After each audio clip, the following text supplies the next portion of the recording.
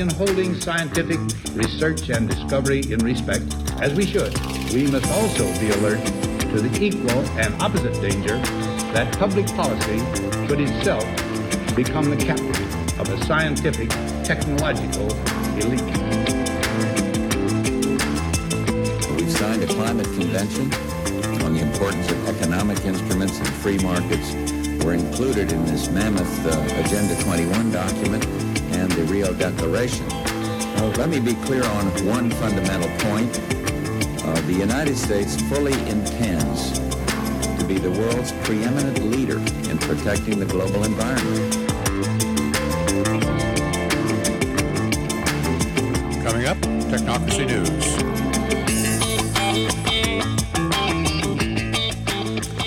And greetings from Technocracy News and Trends. Patrick Wood here, editor-in-chief and founder of Technocracy News and Trends. And I want to start out today by saying that when leadership of our nations lose their mind, the people suffer greatly. This is true in all sorts of different ways, but the stories today really underscore how this is true. And the first story, in the case of England, is titled, "Farms Are Climate Enemies and Must Be Radically Transformed." This is an amazing story showing the utter lack of understanding by the leadership of this country what is really going on with the environment and with society in general. The article starts out and says, "The true cost of cheap, unhealthy food is a spiraling public health crisis and environmental destruction," according to a high-level commission. It said the UK's food and farming system must be radically transformed and become sustainable within 10 years.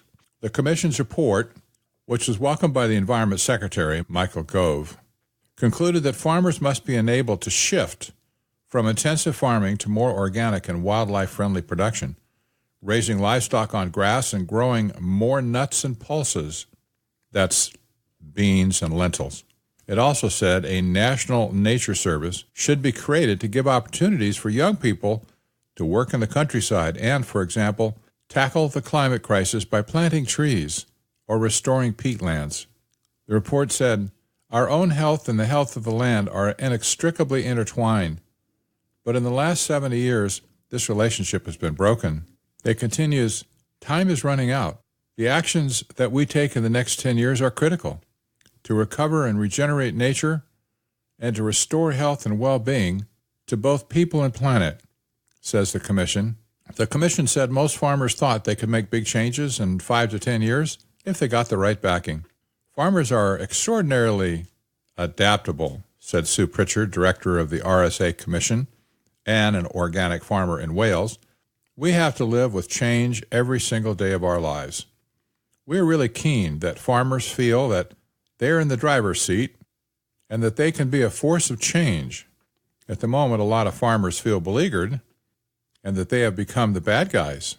But without sustainable, secure, and safe farming in the UK, we will not survive."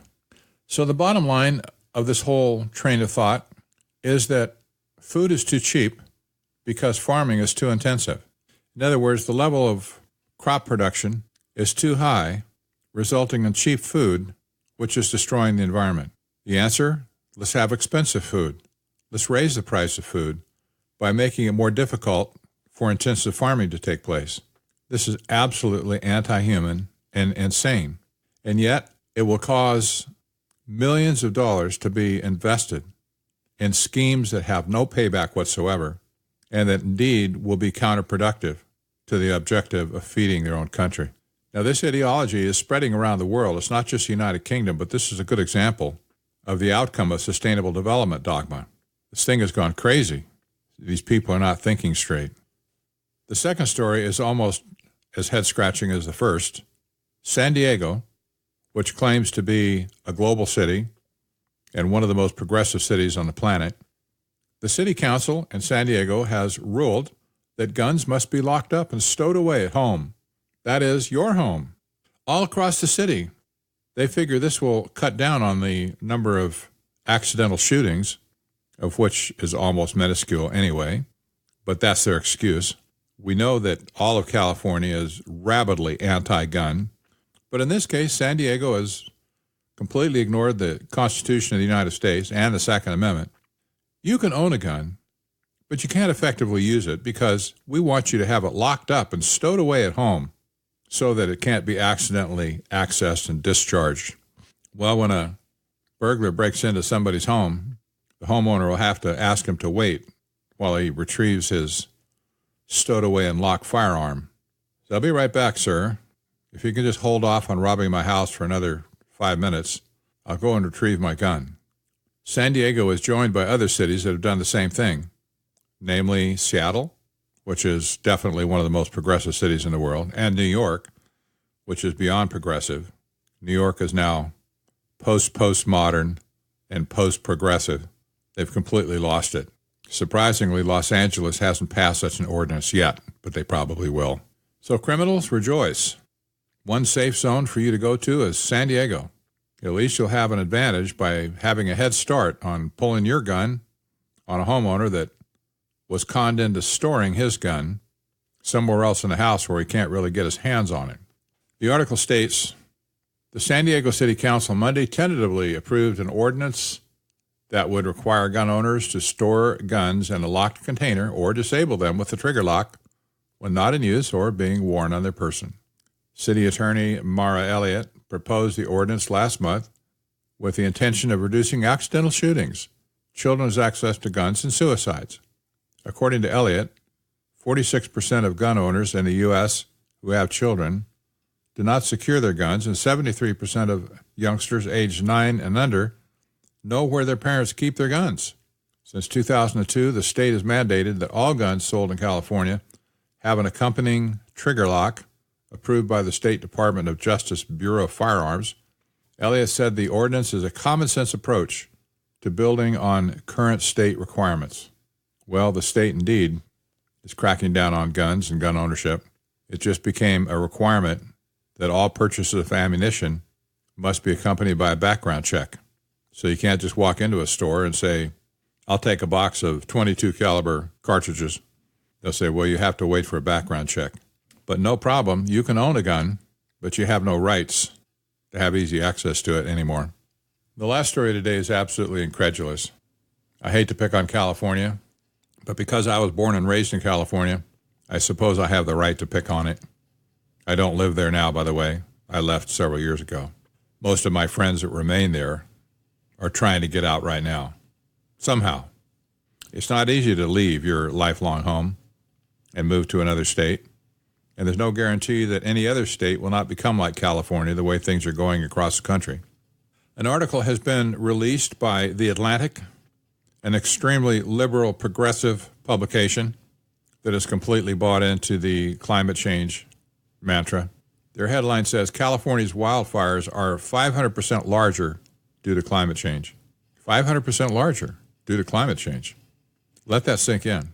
We know that California has had some very, very large forest fires in the last few years, but now they're making a claim that they are in fact 500% larger than previous forest fires, say from 40 years ago. But what's the reason? Climate change. This article says, on a hot July evening last year, a rancher tried to use a hammer and stake to plug a wasp nest. The hammer slipped, a spark flew, and the patch of dry grass ignited, according to the Los Angeles Times. Within minutes, the brush fire fed on bone-dry conditions and became too big to control. It soon merged with another blaze and became the Mendocino Complex Fire, the largest wildfire in California's history. It burned almost 500,000 acres, or roughly 720 square miles, before it was finally extinguished 4 months later. It killed 1 firefighter and injured 4. Californians may feel like they're enduring an epidemic of fire. The past decade has seen half the state's 10 largest wildfires and 7 of its 10 most destructive fires, including last year's Camp Fire, the state's deadliest wildfire ever. A new study published this week in the journal Earth's Future finds that the state's fire outbreak is real and that it's being driven by climate change. Since 1972, California's annual burned area has increased more than 5-fold, a trend clearly attributable to warming climate, according to the paper. Well, I will suggest this is Complete nonsense, not based in fact whatsoever. The truth of the matter, and having lived there for many years, I can attest to this. The truth of the matter is that the eco movement, those bordering on eco-terrorism, have completely shut down forest management in California for decades. And guess what? It started in the early 1970s. The logging industry was completely destroyed thanks to the spotted owl, which the claim was made that the spotted owl could only survive an old-growth redwood in Northern California. Lo and behold, years later, the spotted owl was found thriving in other forests that were not old-growth redwood trees. Nobody even said, oops, we made a mistake. But people in many towns in the wooded areas of Northern California lost their livelihood, their homes, their families. Areas were completely decimated because the logging industry was shut down. Regulations and permits were put in place so that people couldn't clear the forest. They couldn't take care of it. They couldn't harvest trees. They couldn't clear out the undergrowth. Had to leave it all natural, they said. And then on top of that, starting several years ago, you had the beginning of spraying activities over the surface of California with chemicals that included high-intensity flammable metals. These spraying activities left a mist of metals on the top of the trees all throughout California, creating essentially a match head. And so the first thing that happens in some dense forest, when a forest fire starts, it immediately turns into a crown fire, where the fire travels in the top of the trees rather than at the bottom, spreading the fire much faster than it would otherwise have spread and making it virtually impossible to put out with ground forces fighting from the bottom of the fire. The people that write reports like this that are featured in the Atlantic have no on-the-ground experience whatsoever. My guess is that most of them have never seen California, probably will never visit there. And yet they make sweeping statements like this, claiming that the real problem behind all of California's misery is climate change. And the only way we can fix that is to fix climate change. After all, don't do anything to the forest. Don't try and clean the forest up, make it less flammable. But no, let's go fight climate change. Let's shut down industries. Let's cause people to spend extra money on carbon mitigation. Let's get cars off the road, make people ride bicycles. All of this is really off the chart. But the Atlantic magazine, with this article, is going to influence a lot of people, especially in California. The progressives in Sacramento who run the state will use this as ammunition to further their own climate change mitigation plans. Heaven help California.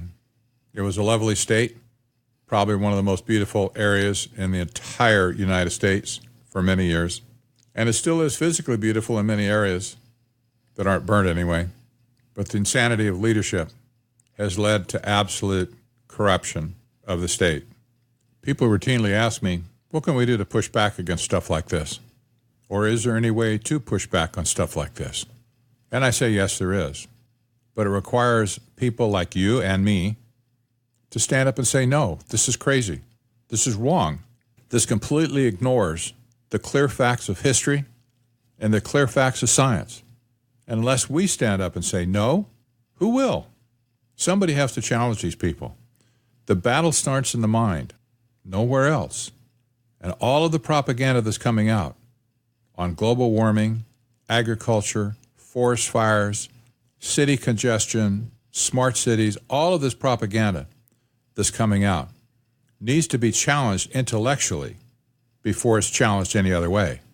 Somebody needs to stand up and say, it's wrong. Wrong-headed, wrong thinking, not based in fact, not scientific, and in many cases flat out anti-human. I hope that Americans who understand what we're talking about here will receive some courage from this and start challenging people who are spouting all of these various plans and programs that are going to end up virtually destroying our nation if they're not stopped. They have to change their mind first. I encourage you to head over to Amazon, check out a copy of my book, Technocracy, The Hard Road to World Order. If you're still scratching your head over any of this, wondering, how did this happen? Well, I connect the dots for you in my most recent book. And it has been a hard road to world order. The worst part is it's not over yet. We can make a difference, but only if we understand who it is we're fighting and why. I'm Patrick Wood for Technocracy News and Trends. See you next time.